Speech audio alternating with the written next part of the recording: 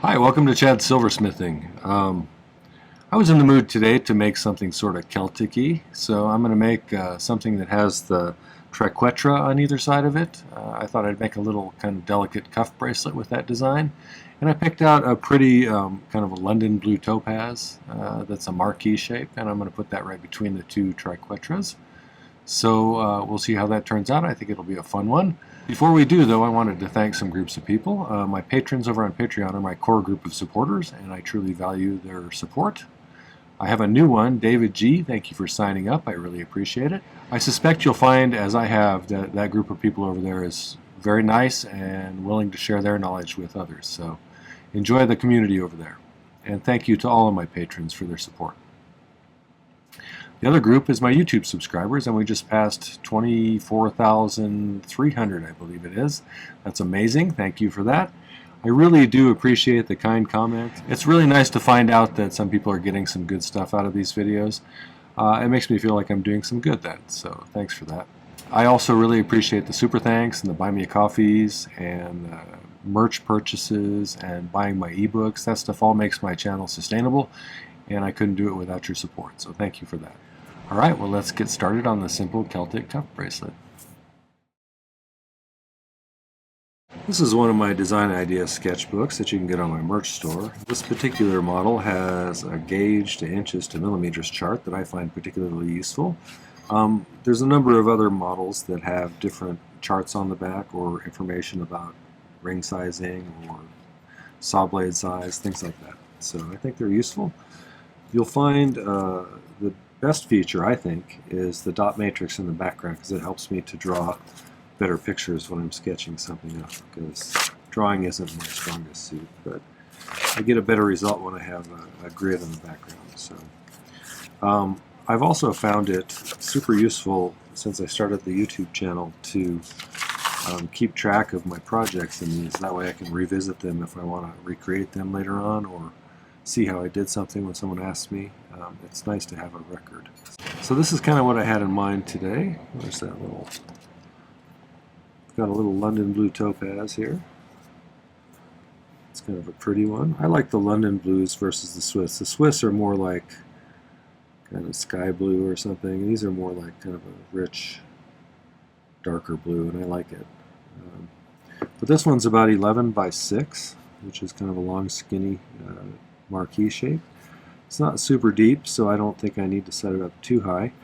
I'm going to bezel set it with a step bezel, and for the bezel I'm going to use 3/16 inch fine silver bezel strip. That's 26 gauge, and that's 4.76 by 0.41 millimeters. The other materials I'm going to use for this project, I took some 8 gauge half round and I rolled it through my rolling mill a couple of times to reduce its size a little bit. It's kind of it's pretty close to a size gauge 10. It was about 2.75 millimeters, so it's a little bit bigger than size 10, so somewhere between 9 and 10. And the wire I'm going to use for the triquetras is going to be 14 gauge round. So unless that turns out to be too clunky, in which case I'll make some 16 and I'll do that. But I think 14 will be fine. So to start with, I'm going to make a step bezel for this, and I do this a little differently than some. So I'll make a bezel, and I'm going to make 2 little marquee shaped inserts out of 18 gauge round wire, one on top of the other, to create a little platform for the girdle of the stone to sit on, and that'll make our step. And then we'll check to make sure it's sitting up high enough. Occasionally with a deep stone you'll need a third one, but I don't think that'll be the case with this one. So let's make the bezel first, and then we'll come back and we'll start making the other parts. You may notice that my setup looks a little different today. I'm making some modifications in my workshop area, trying to get things a little better organized. So don't be alarmed.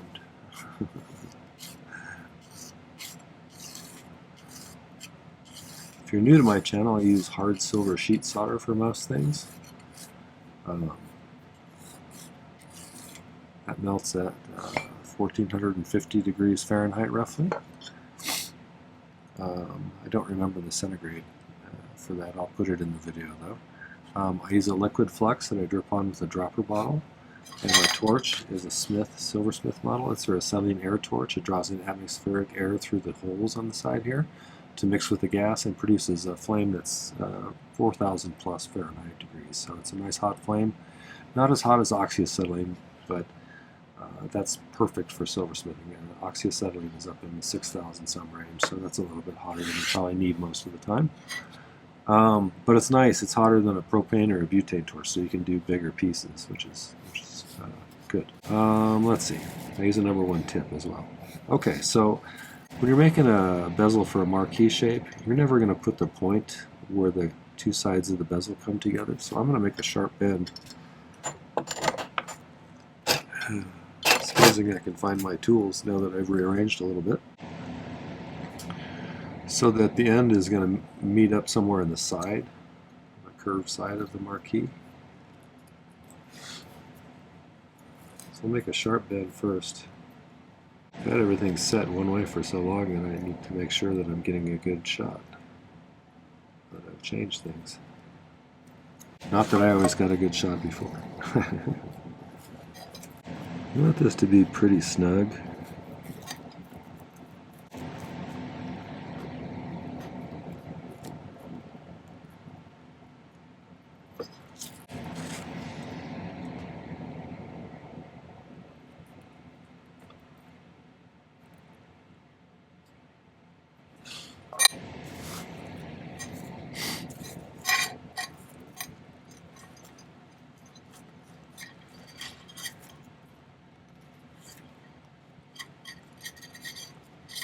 A little too much at the end still, I think.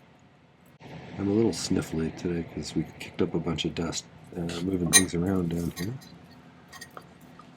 So, sorry if I'm a little nasal tonight.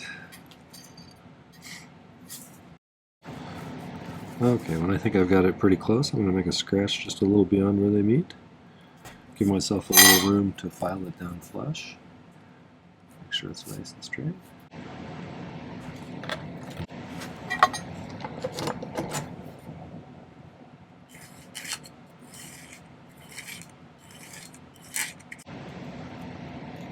Remember, you're making a bezel, if you're new to this. When we go to solder it, you want to make sure that the two ends are kind of pushing together. And one way to do that is bend it past where they meet, and then pull it back till it kind of pops into place like that, and then get it lined up. That way, if the metal relaxes under the heat, which it generally does, it won't pull apart, leaving a gap. And you'll end up with a better result. When you're doing a bezel, there's very little metal in it, so it's easy to overheat it. So you got to be careful about lingering too long in any one spot. Oopsie, I'm clumsy tonight. Back down here.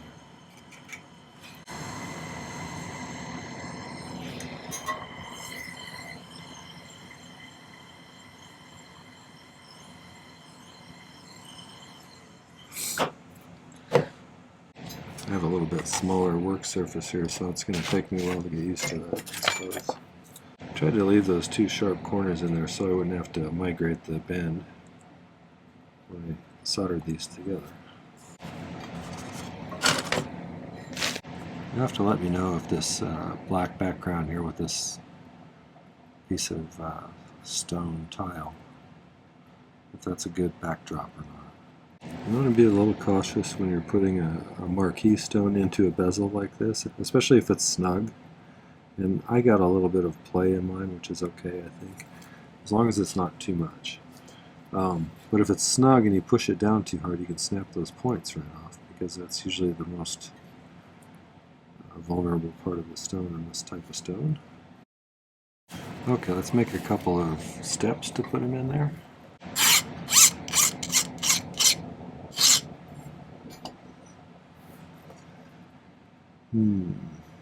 I think let's file a notch, like further away than the end is going to be. With the bezel, you don't want it to meet on the corner, but I think we can get by with it on the platform here, probably.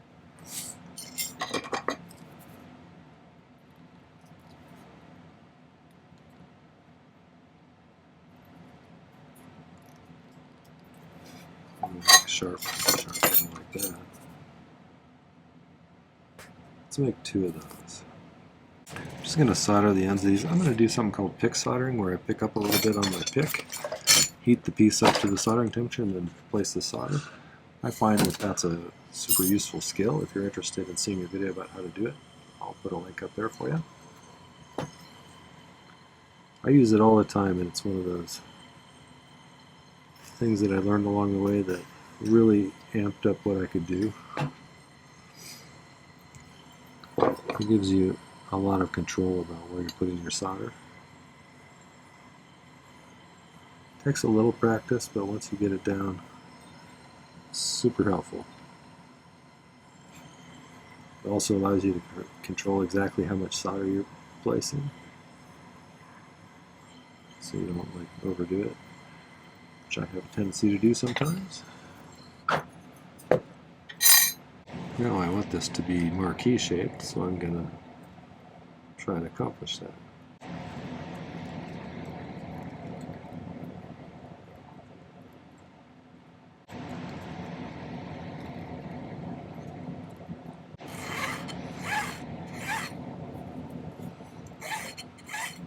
Kind of look at it, we're starting to get close as far as shape and everything. So cut one of these off. Yes. We can just kind of keep snipping out little bits until it fits. Starting to get in the size range there. I'll take just a skosh more off. There we go. So now we just need to make a second one of those. So I really want those to sit down there nicely, one on top of the other one. Let's see how that stone sits in there. Doesn't poke out the back. I think we're peachy keen. That's a pretty stone. Okay, so let's, I'll have to file that down shorter after we're to that stage, but let's solder those in. Again, the most important part about this step is making sure everything is sitting flat and at the bottom of the bezel, so you don't have a wonky surface to set your stone on. And I probably have enough solder there to do this, so I find it easiest to flux it and then set it on top of a few pieces of solder, and then heat it like you would any other bezel, kind of from the outside.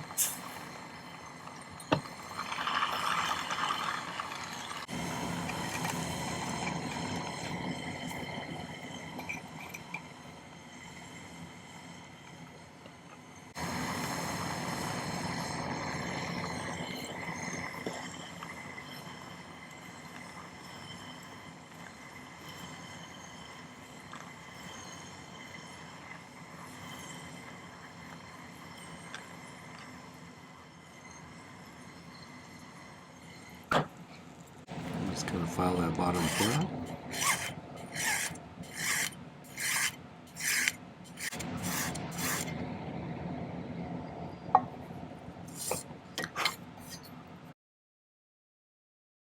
Okay, so now we need to make these little triquetras, which I don't think are too hard to make. I've made a few of these. Let me find that 14 gauge round wire that I have. Got a little piece of it. So, we got this.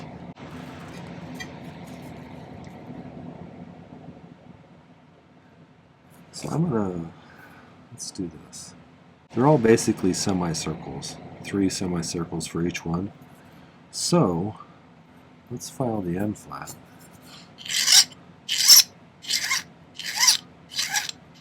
So somewhere near the top of the ring bezel here. I'll have to get used to having that little stone thing here.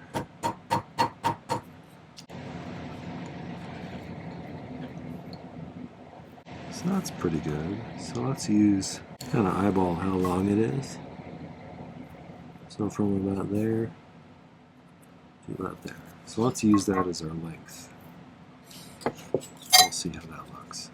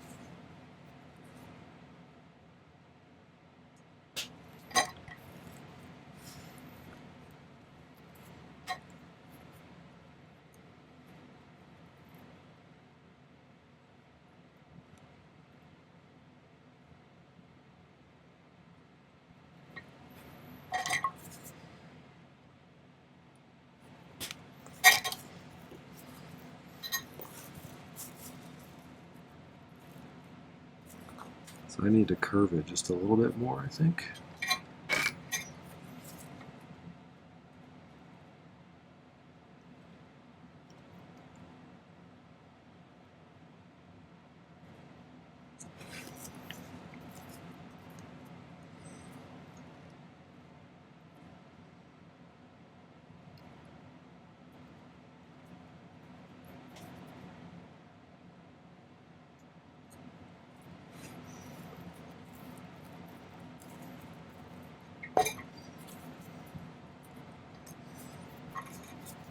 Oh, I should cut a fourth one while I'm at it, in case this works out to be the right size.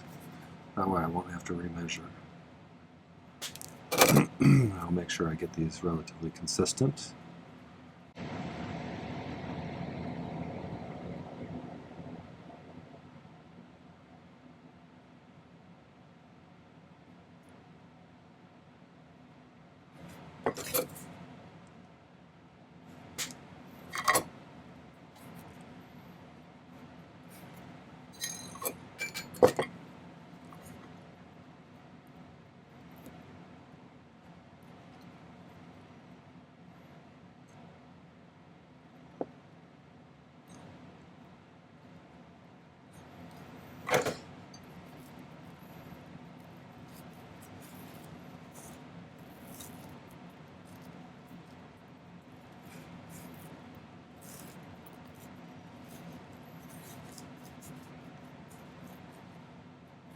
Have to curve them more.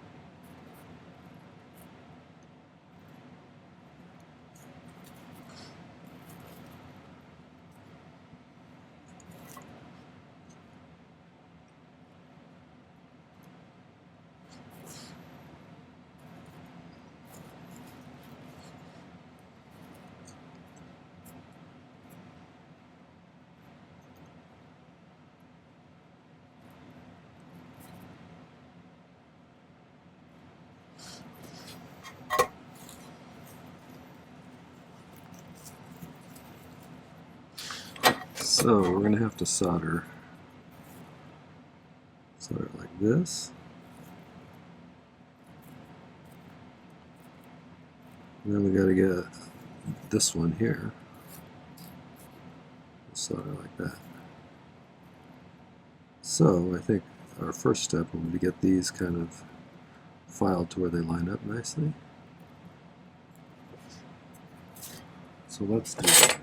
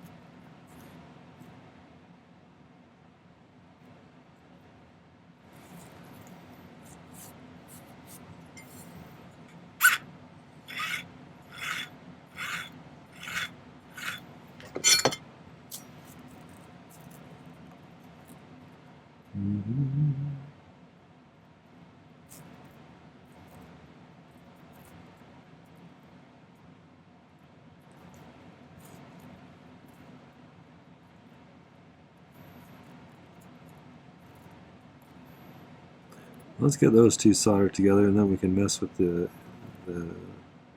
angles and stuff afterwards. That's about where it needs to be. So let me cut some more solder.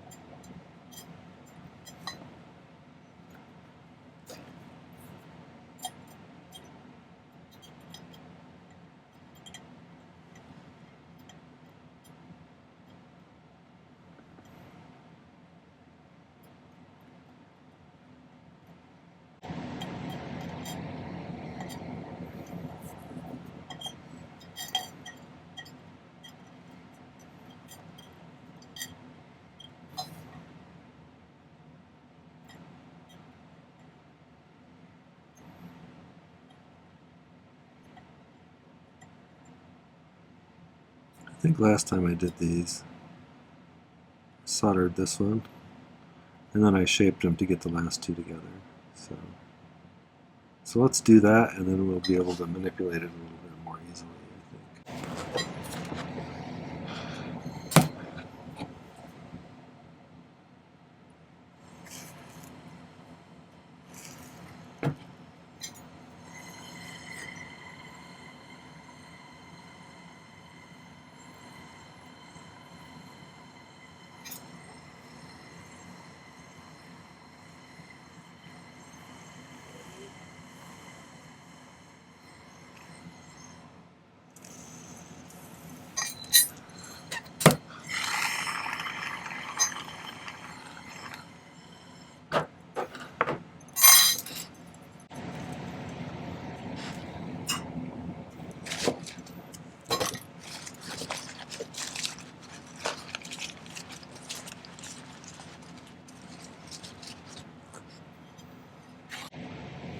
Alright, well I'm going to try that and then we'll see how it looks.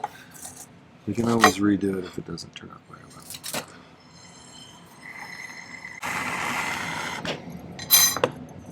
Here's my thought. I think I might flatten it a little bit with my chasing hammer. Let's see if that kind of makes things look nicer. Let's try that and see.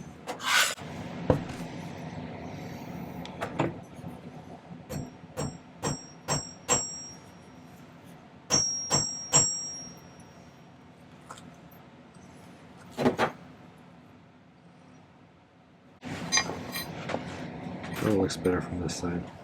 We'll use that side up. Okay, I'm going to make a second one of those. And I'll be right back. So I've got two of them made. This one is slightly bigger than the other one. I spent some time filing and trying to make it look a little similar, but I think it's subtle enough to where it shouldn't be too visible.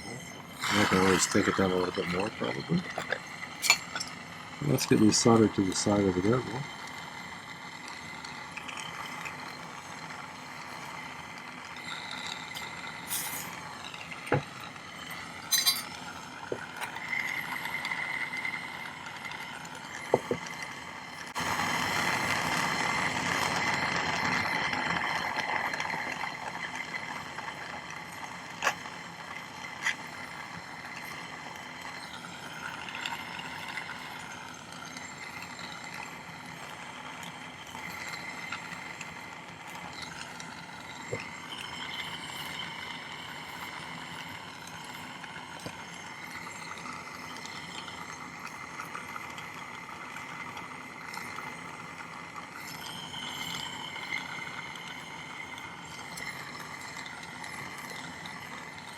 I think I already got a solder on this battery.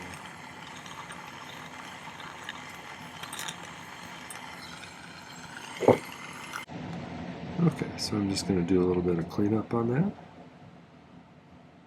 Be right back. Okay, so got this kind of filed down, and I took this and I kind of sketched out the shape that needs to go around it. And so I'm going to try and get the center point of both of these, kind of like that. And we'll see if we can't get it to curve nicely on either side so that these ends come together along the length here, like in the picture. So I think let's start using the bell making pliers here. I'm just going to grab it. We're bending it against the way it really wants to bend, so it might try and twist on us a little bit.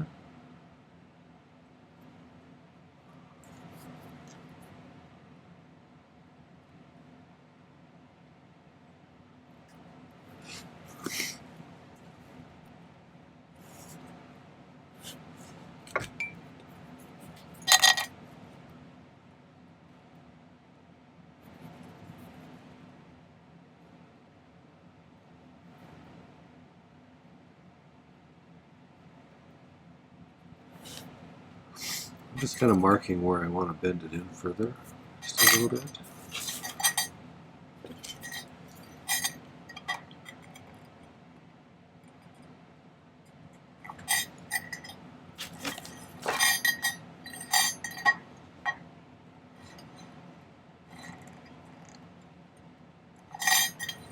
If you look at it, we've got a little bit of a wobble now like this.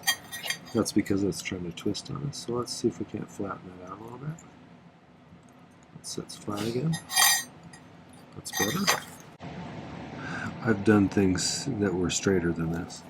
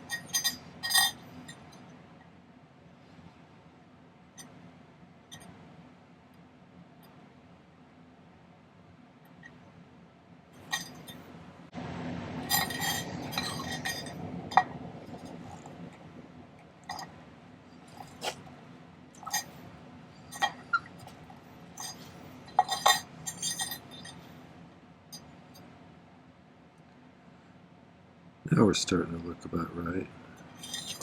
Okay, let's see if we can do that other one.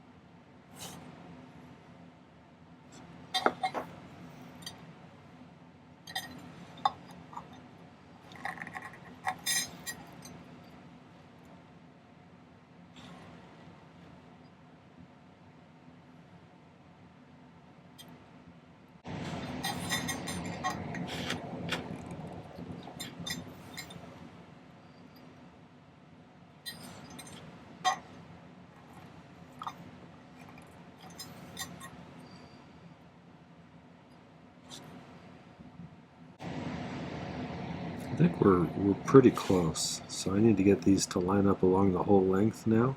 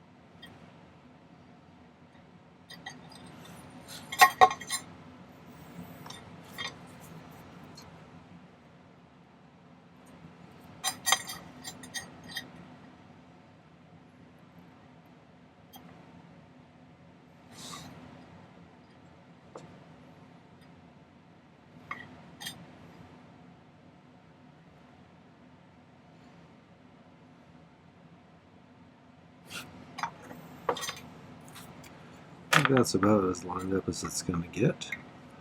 So I'm going to make a couple of marks so I can make sure to line them up again. I'm going to get them on the pad. And I want to spend a little time getting these to lay flat and straight. One of the things that I find when you're trying to solder something that's as spread out as this, especially if you're using kind of a small torch, you'll find that it's a little bit hard to get the entire piece up to soldering temperature.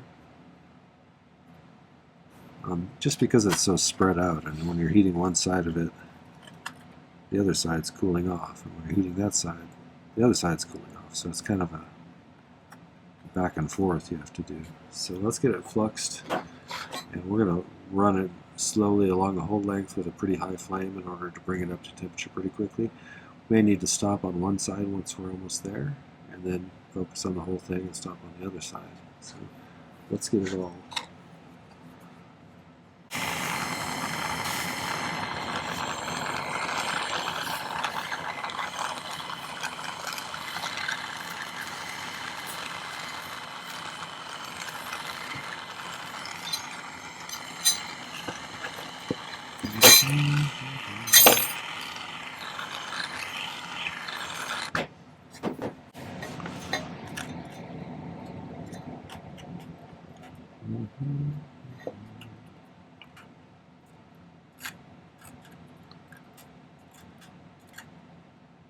We don't want to overwhelm this thing with solder, but we do want enough for it to solder all the way down.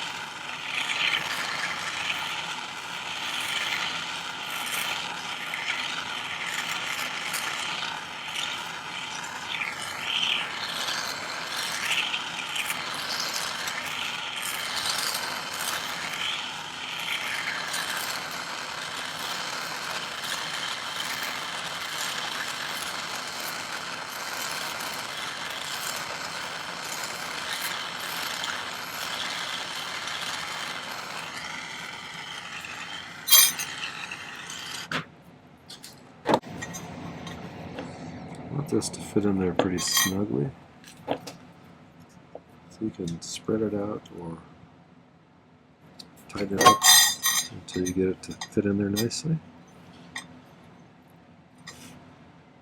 That's not bad.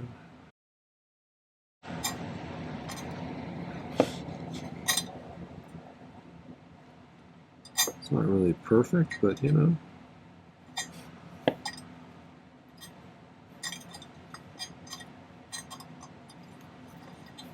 Sometimes check both ways, because one way might look way better than the other way. I think that way it does look better. So let's solder those together. I think I'm going to solder it at the end of the bezel, and then here, here, here, and here.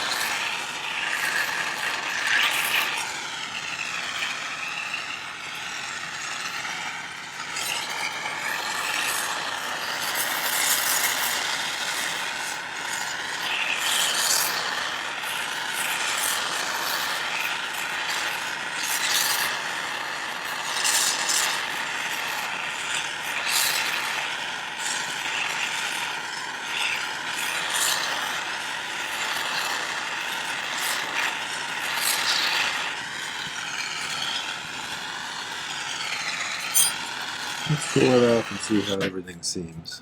Let's cut it off at about the spots where we're going to, and then round those ends out, and then I'll let it pickle for a while.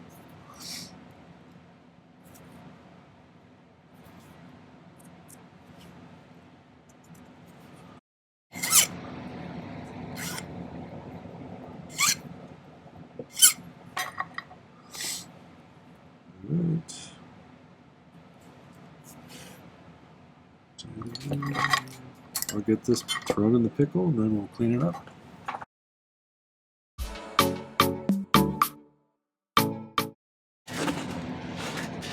Okay, got things pretty much polished up. I got this bezel filed down to about where I want it, I think. So one thing I do when I have something that has sharp ends on it like this, points or sharp corners, when you're bezel setting, you're trying to compress too much metal into those areas, and so I file it a little bit thinner at the top this way, just so there's less metal to compress. But then we're just going to use, and I do this a little differently than some people who use the flat side of my chain nose pliers as a bezel pusher, and then this part as a burnisher. So it's just kind of like try and push that in to start with, right straight inwards at the tip. And then let's start kind of like gently.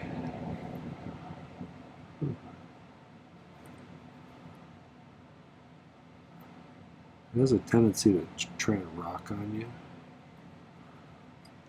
So you don't want to push too hard on one side too soon. So you push too hard on that side and it rides up on the other side. Which can be frustrating sometimes. I think this one's going to turn out sort of pretty. Okay, so now I'm going to do a little bit of burnishing. That's where you rub that top edge. Really try and get it to lay down nice and smooth and flat.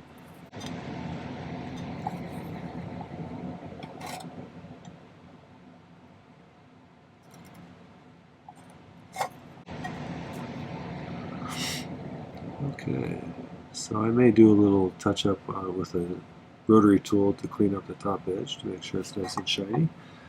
But I'm going to bend this into shape now. You may want to do a little bit of flexing back and forth of this to give it just a slight work hardening. Over time, usually cuff bracelets get flexed anyway.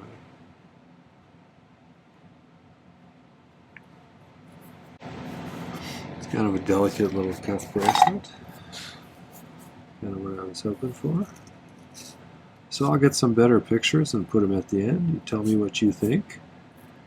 I love getting comments, so I'd love to hear what you think, or if you have ideas for videos, or constructive criticism is nice, or just tell me about what you do. So, alright, well, I give myself an A- on that one. I think that's pretty nice. Alright, well, I'll get some better pictures and put them at the end.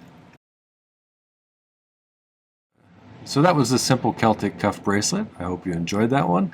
If you did, make sure to hit the like button before you go. That really helps to get my channel promoted. I'd love it if you'd take a moment and visit my main channel page. I have 540 plus videos now. I've been doing this for almost 4 years at 3 per week. I do one on Tuesday, one on Thursday, and one on Saturday, so there's a constant stream of new content coming out. I think it's worth subscribing to if you're interested in this sort of thing. So check them out, watch some videos, subscribe to my channel, and don't forget to hit the video description down below. There's information about this particular video as well as some important links. You'll find a link to my Patreon if you want to find out more about that community. There's multiple tiers of membership there. The lowest tier being $5 a month, and that gets you all of my videos minus the YouTube advertisements, which is nice. The tiers above that include some extras like exclusive Patreon videos and some live streams occasionally. So I'd love to have you as part of that community as well, so check it out. And there's a link to my ebook if you want to get my latest one, which is a guide to last year's tutorials. There's about 177 pages or something like that in there. Each page has a link to one of the tutorials I did last year. It includes a picture of the sketch that I drew, a picture of the final product, a list of materials needed to make it, a difficulty rating, although that's a little bit subjective on my part, and then finally some notes I made about the project, whether I learned something, would I do it differently, did I like the outcome, did I not like the outcome, and why. So it's a nice way to have a whole bunch of projects right at your fingertips, and a super kind way to support my channel. So get yourself one of those. There's even a package deal if you want to get 2023s and 2024s both. So they're ebooks, they're downloadable, and there's a PDF version as well as an EPUB version. So the PDF is the most compatible for most people. So, oh, and finally there's a link to my merch store if you want to get yourself one of those nice design idea sketchbooks. I find those really useful for keeping track of my projects. I filled up 4 or 5 of those since I started the YouTube channel, and I really think it's improved my process. So get yourself a couple of those and then come back and visit again. Thanks for watching today. Take care. Happy silversmithing.